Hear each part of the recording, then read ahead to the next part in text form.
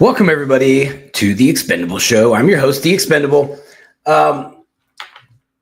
Today, we have a packed agenda. It's an agenda. For those liberals out there that say, I'm just a propagandist, I've got lots of propaganda for you today. But if you like my show, like, subscribe, and ding the bell. It helps my channel grow. I had a musician subscribed. I think she does. It's a woman that does rap, I believe. I'm not real hip on rap names, but she was foreign. So thank you for joining my podcast. I'm not sure what language she speaks, though. I watched one of her videos.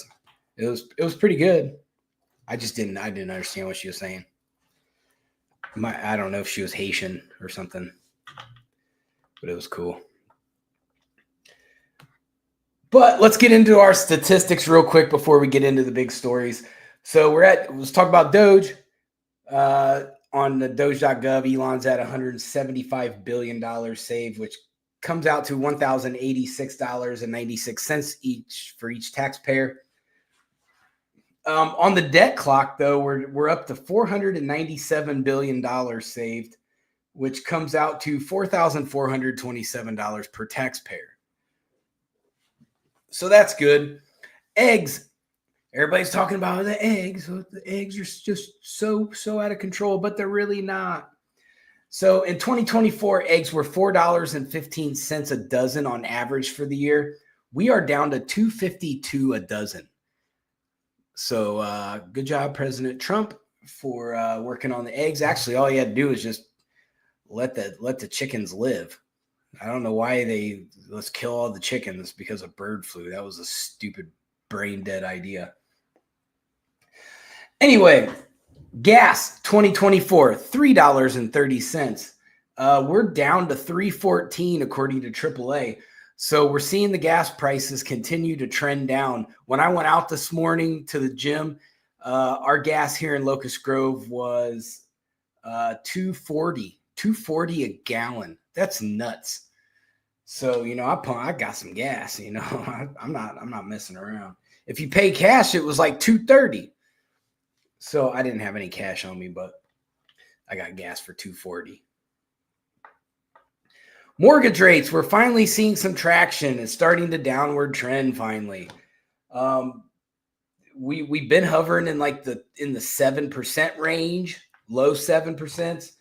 So in 2024, it was 6.7% for the average for the year, according to Zillow. Now we're sitting at 6.71. So we've almost matched that. So we're starting to see finally Jerome Powell doing something that benefits us. Trump's approval rating is at 47.5%. So it took just a tiny little bit of a dip, but he's sitting in a good spot right now. This week, as far as his policy, it wasn't really all that exciting. There really wasn't anything phenomenally going on. But things, he's done a lot. So we got to kind of, give a week for things to happen. Before we get into the Diddy updates for his trial, just today is breaking. There was a pro-Israel protest in Boulder, Colorado, and somebody started throwing Molotov cocktails at people. So they're trying. As of right now, they haven't decided if it's a terrorist act yet or not. I do believe they did catch the perpetrator, so we'll see what happens out of that. Kash Patel's already pretty much saying, yeah, we're probably going to look at this as a terrorist attack.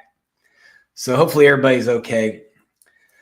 Okay, so Diddy. Let's talk about Diddy. So I think what the prosecution here is doing is creating a narrative that's beyond reasonable doubt that Diddy's a scumbag.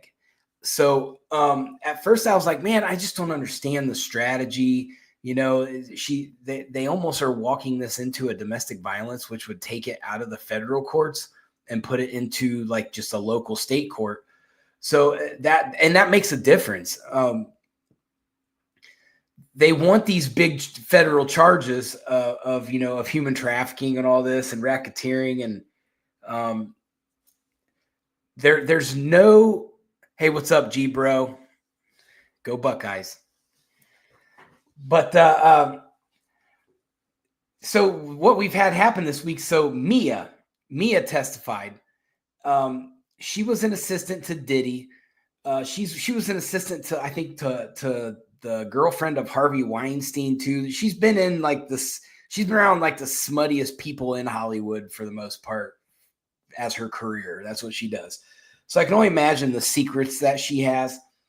So she testified, alleging that that Diddy was violent towards her, and that he had sexually assaulted her twice.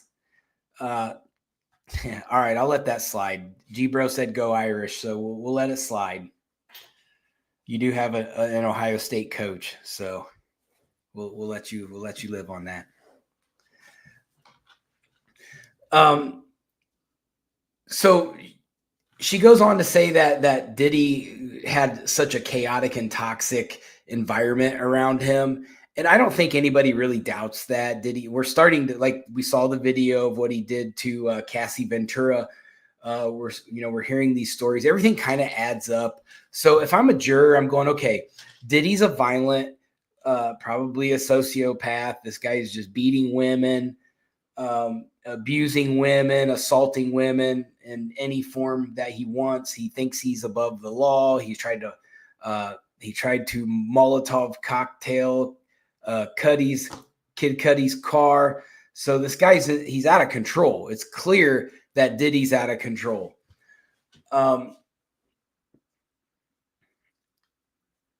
She corroborated Cassie Ventura's testimony that Diddy would physically attack Cassie Ventura. So they got a lot of good. I don't want to say good because nothing's good about this case, but they got a lot of helpful testimony out of Mia.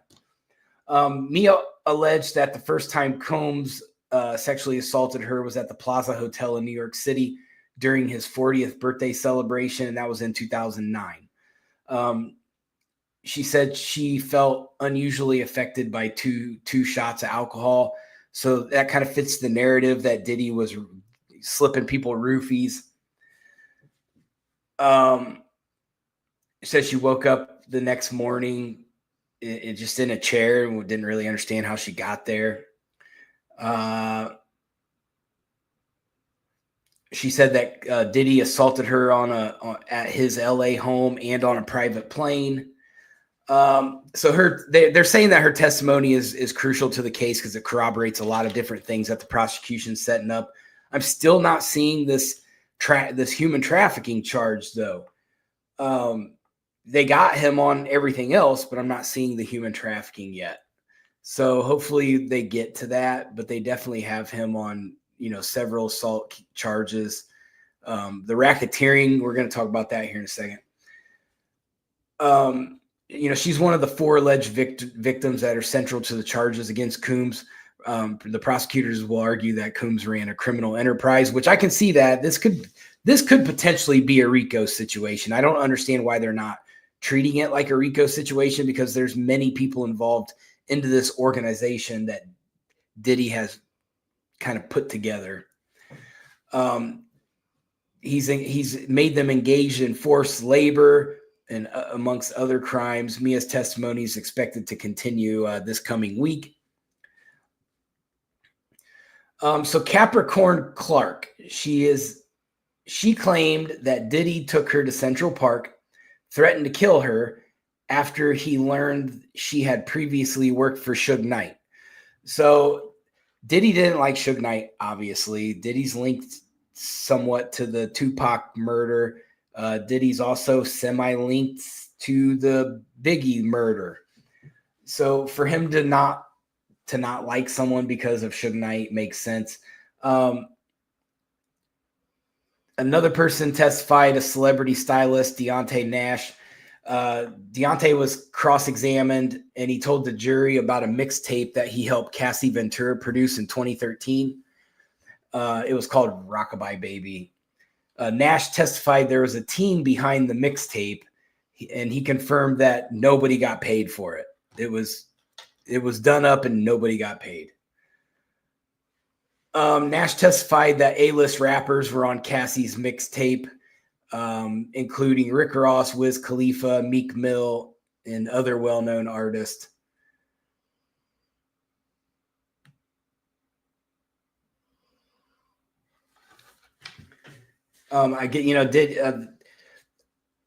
Nash also said that Diddy threatened to not release the mixtape. He was basically just holding all these artists hostage unless they did exactly what he wanted. He was ripping them off. This guy was running a criminal enterprise. I don't understand why they're not treating it more severely. He also told Cassie that he told her that if she didn't keep her smart ass mouth shut, the mixtape ain't coming out. So there was a lot of animosity there. They were also saying that the whole day depended upon how Diddy's attitude was. So if he was in a bad mood, he abused everyone, and people didn't like working with him. But he was the connection. If you wanted to make it in the music industry, you went through Diddy. So it put all these people in compromising situations. Me personally, I wouldn't have done it. I'm not going to sell my soul just to have Diddy's name attached to my music. I would have went to somebody else who's a little bit more straightforward and honest about their business. So I'm not real sure why people kept going back to him. That's my one question. So enough about Diddy. We talk about him every episode now. So Elon. Elon is stepping away from Doge, as he announced, I believe it was last week. Trump says he's not fully gone, so I would expect to see Elon come and go now. He's got to pay attention to Tesla and SpaceX. But the rumor has come out that Elon was high on ketamine at an event. And there's a video out of him balancing like 3 or 4 spoons, like on his pinky. He had a spoon on his pinky, and then he had strategically. It's a clear physics thing. So for those of you who don't know, Elon Musk has Asperger's syndrome. I think a lot of people already know that. But the thing that people don't understand about it is, and I have a son that has Asperger's. My ex-wife says that I have it, but I don't know. But the thing with Asperger's is you're constantly calculating. You never stop calculating in your mind. And everything is an algorithm, and it has to make sense.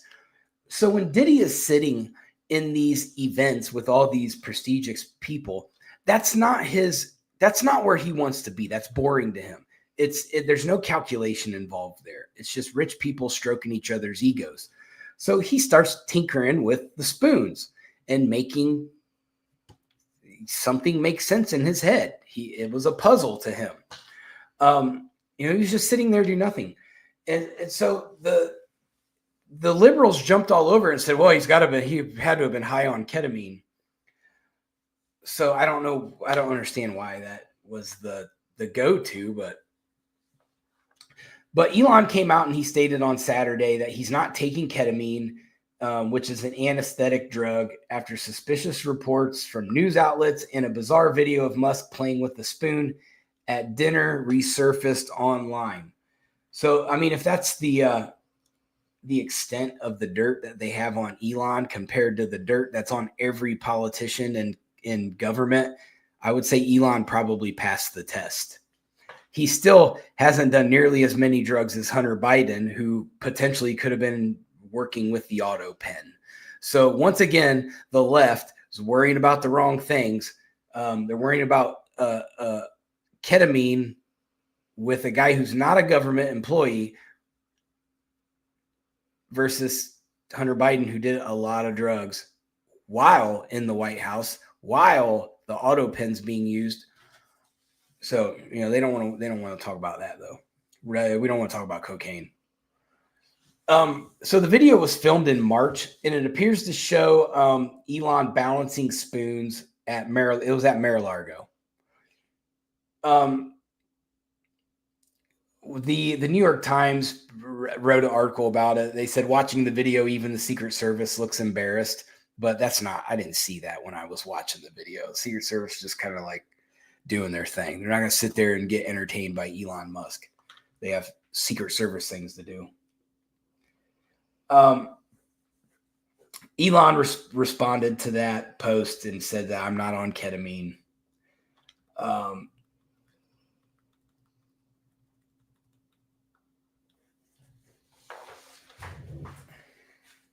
At a White House news conference on Friday, Fox News senior White House correspondent Peter Doocy asked Musk in the Oval Office about the report.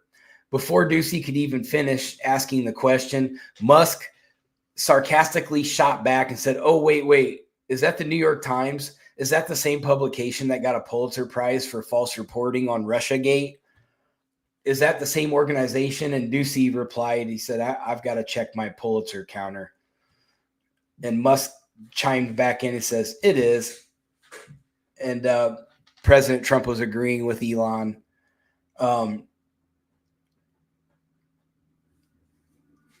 Then Musk said, "I think the judge has ruled against New York Times for their lies about the Russiagate hoax, and that they might have to give back the Pulitzer Prize that New York Times." So, Elon stood his ground, and I'm proud of him for that. I thought it was a really stupid question by Peter Doocy.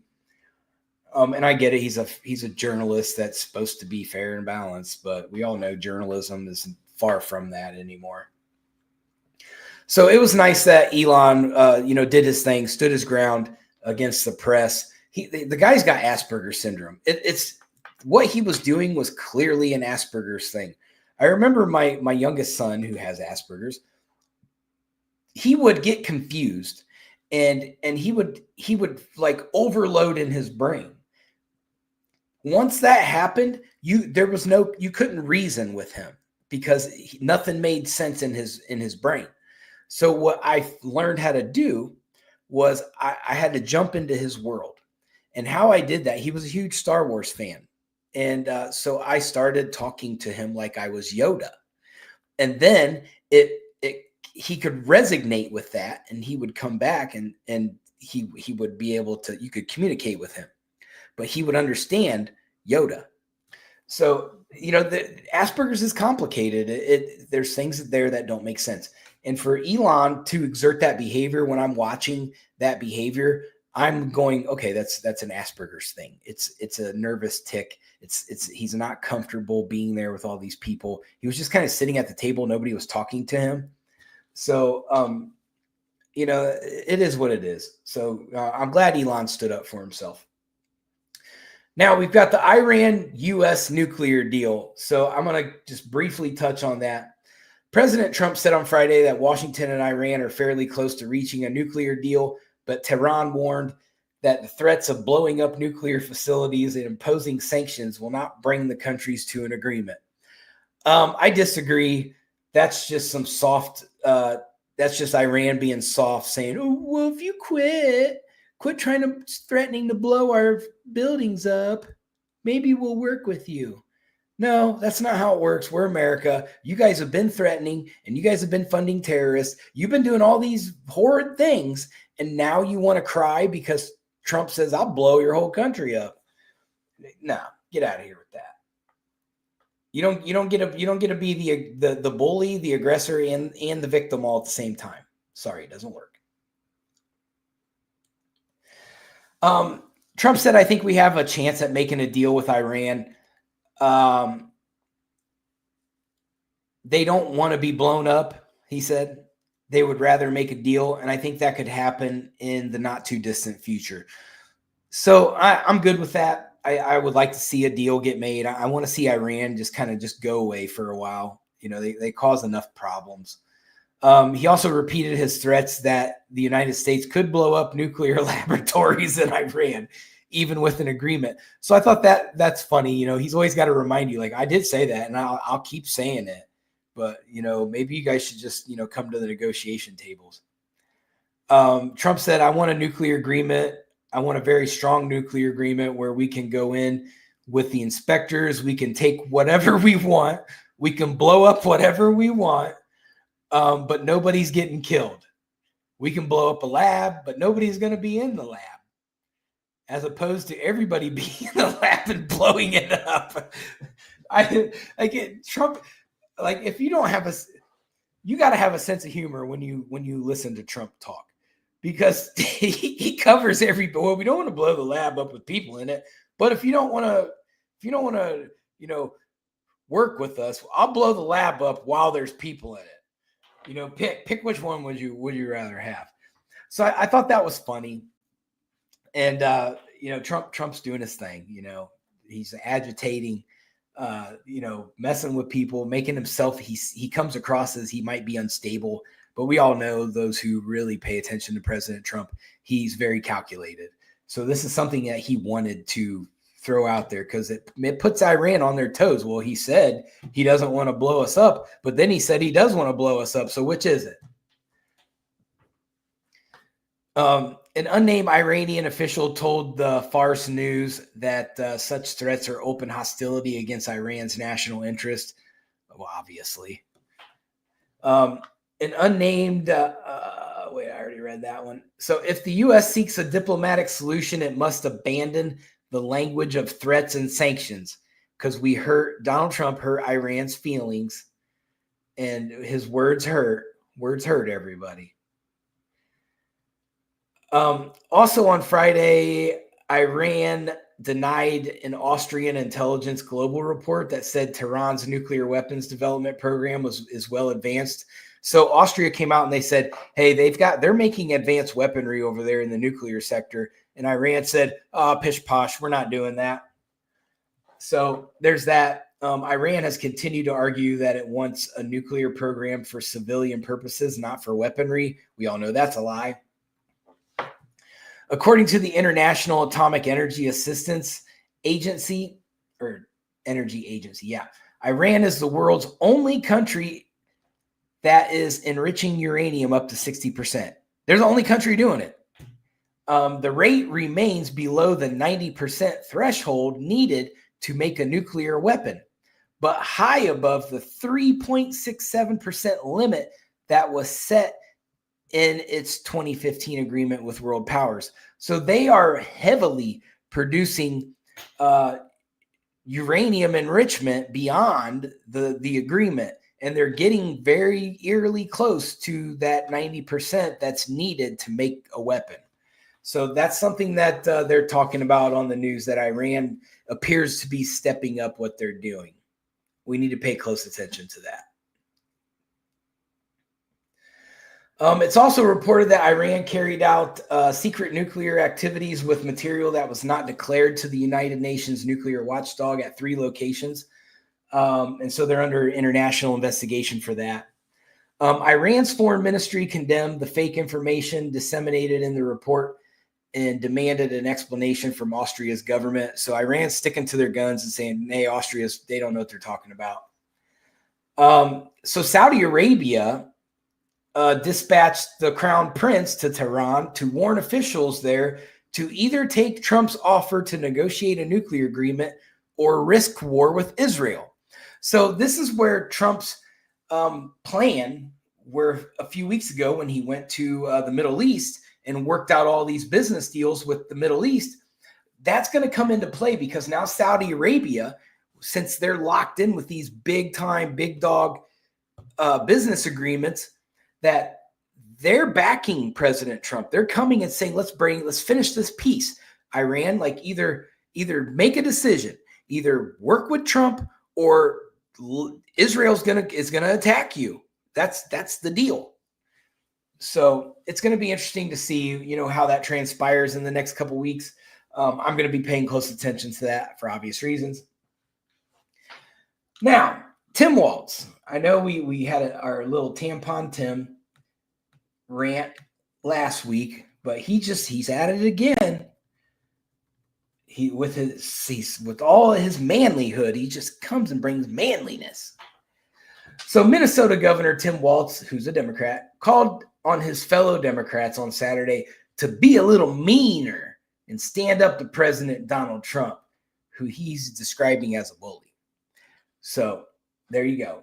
And then he said, maybe it's time for us to be a little meaner, a little bit more fierce, because we have to ferociously push back on this.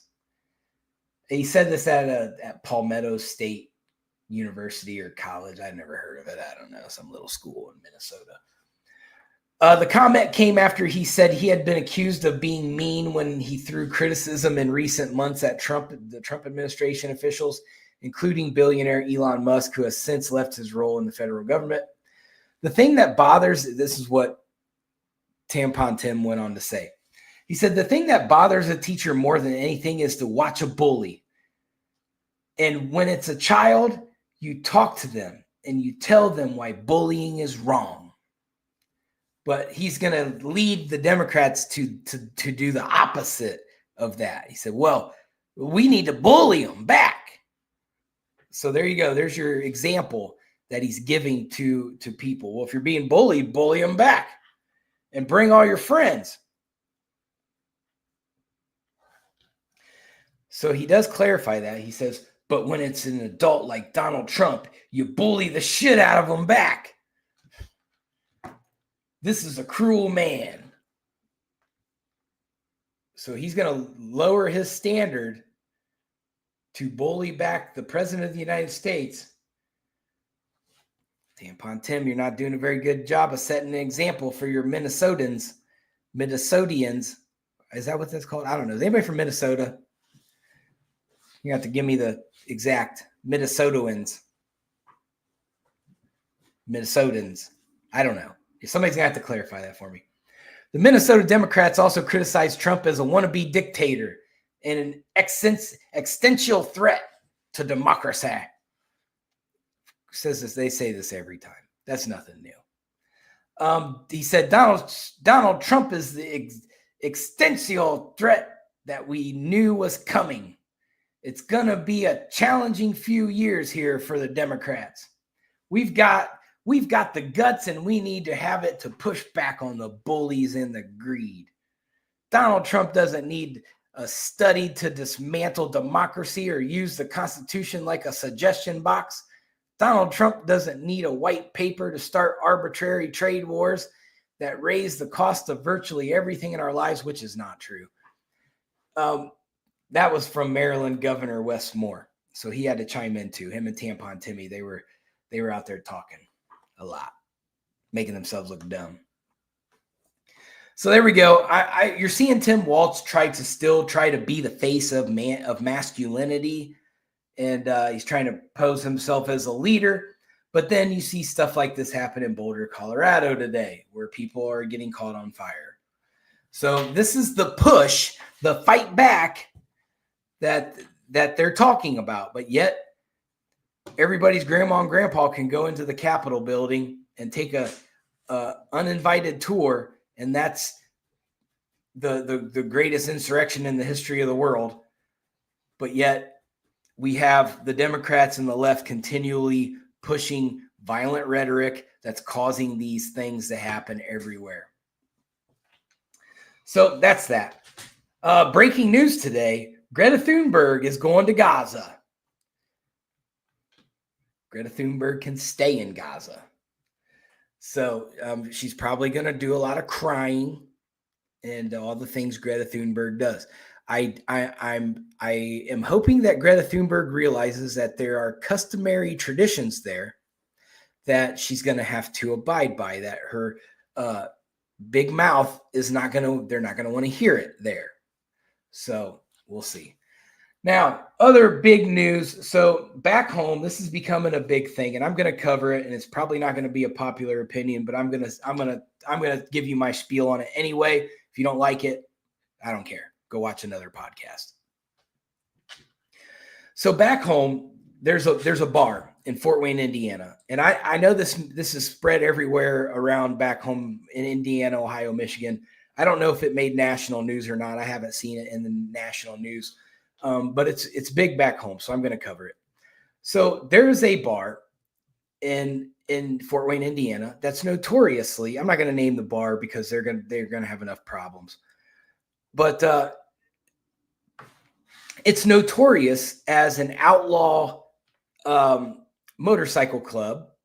It's an MC bar. A lot of the outlaws hang out there. It's notorious. Everybody knows this.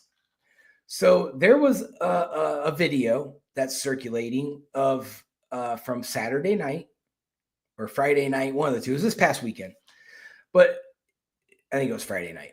But what happened was there's this big giant black guy.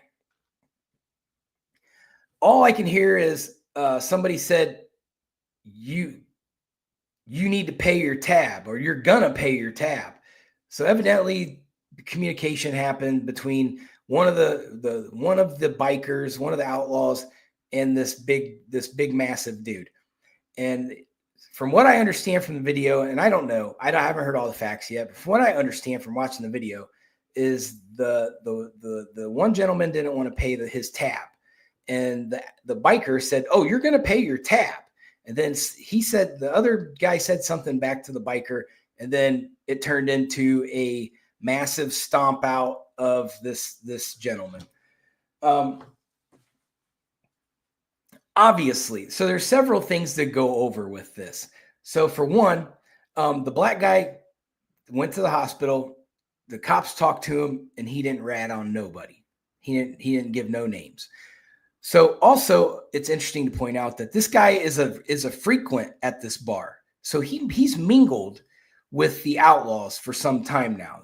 It's starting to come out that they all know each other. So it's a notorious outlaw bar. Now, I know a lot of you liberals out there are going to go, "Oh, people should have to feel safe and included in every atmosphere." Okay, I'm not going to say the outlaws were right by jumping this guy. No, at no time was that right. They should have took him outside, got their ones, and called it a day. You know, hand laid, debt paid. That's how it's supposed to work. But the outlaws didn't do that. They jumped him because that's what outlaws do. When you mess with one brother, you mess with all of them. That's how that MC works. So, and there's a lot of them. This is a global criminal organization.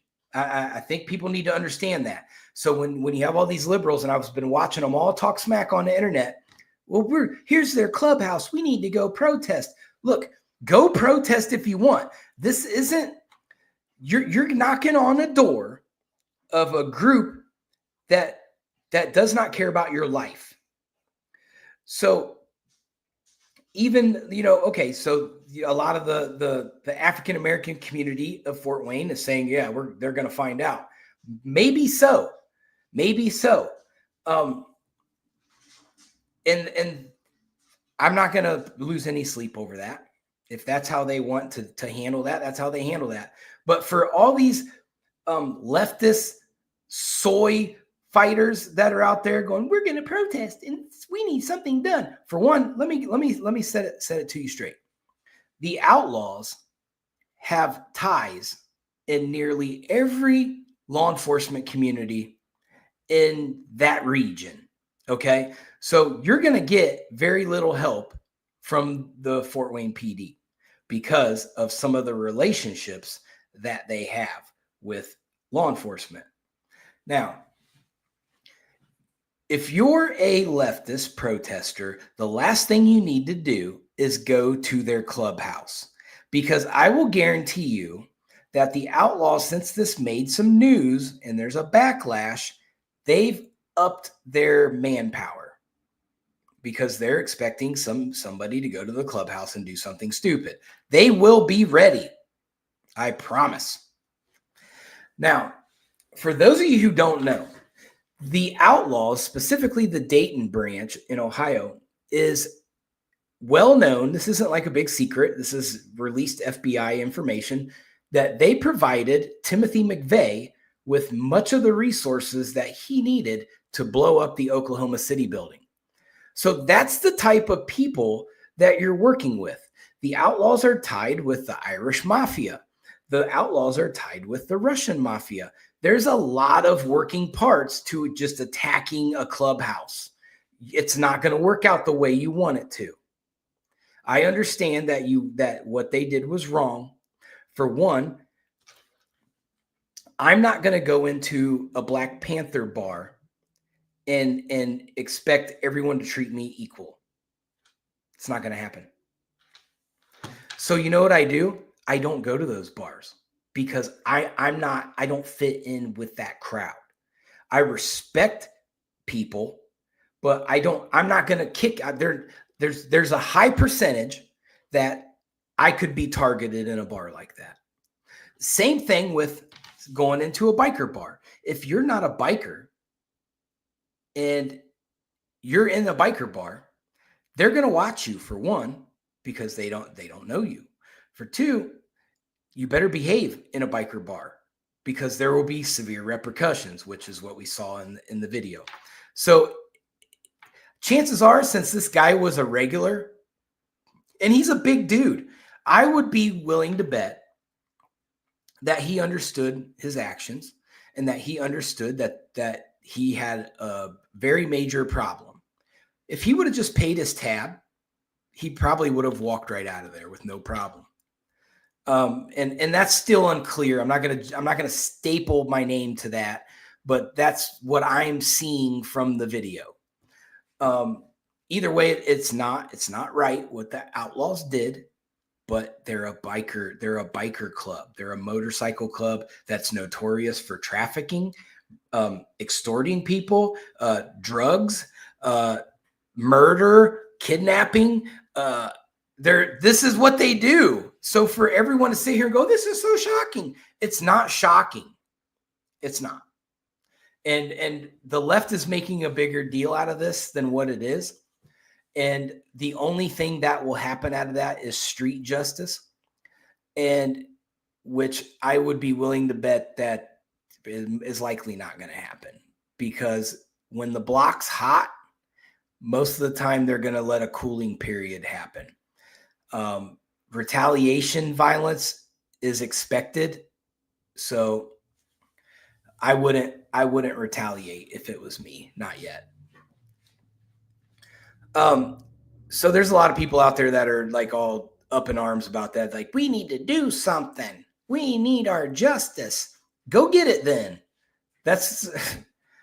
I mean, you saw what happened to Antifa out in California. The Hells Angels mopped them all over the state. So if this is no different, the Outlaws are just as violent as the Hells Angels. So if that's what you want, you're going to find it. So I just wanted to throw that out there. I don't like seeing stuff like that. I don't like seeing people, I'd rather see them say, all right, let's go get our ones outside. And then they a lot of people in the comment section of the video were like, oh yeah, these guys look like they're 80 years old. Listen, don't get it twisted. There are very, very capable young, violent people in that club. That representation on that video is not what that club is made up of. They're made up of very, very violent people. So it's funny because it's all these like soy white liberal men that are going, but these guys they don't look so tough. Okay, go find out. Go protest. I'm gonna keep watching the Fort Wayne news and I'm gonna see how that goes for you. I mean, I do know a lot of outlaws. I've crossed paths with them several times in my life, and I know when I'm around them that there are lines you can't cross. So I don't cross them. It's very simple. Very simple. So, I mean, for people who that just think it's sweet out there, this is real life. There's real find out moments. So I just think when you're in a surrounding, know your surroundings and respect the surroundings. If I go to the hood, I'm going to respect the people in the hood and their rules. If somebody tells me I'm out of line, I'm going to correct myself. But I'm going to give props to that guy because he stood his ground, and it took every bit of those guys to put him on the ground. Now, I'm not a pack animal, so you're never going to see me join a biker club or this club or that club. I'm not a pack animal. I don't need backup. I don't need a pack of people. I'm not a phenomenal fighter or anything, but I'll stand my ground. And so I would have done the same thing in that situation. I would have stood my ground knowing that I'm going to take an ass whooping. So, I mean, he's going to get a lot of street points for that his street cred just went up. And sometimes in my opinion, your street cred's more important than anything. If you got respect on the street, you're good, because it don't matter what the suit and ties think about you. They haven't done nothing. So, that's just my take on that. I think it's bad all the way around. I think, sometimes you got to pick and choose your battles. It'll be interesting to see what happens out of that. So, that's all I got for this week. And, I'll be back on Wednesday, and, I'm sure there'll be something stupid to talk about. There always is, but I'm out. Everybody be safe. Peace.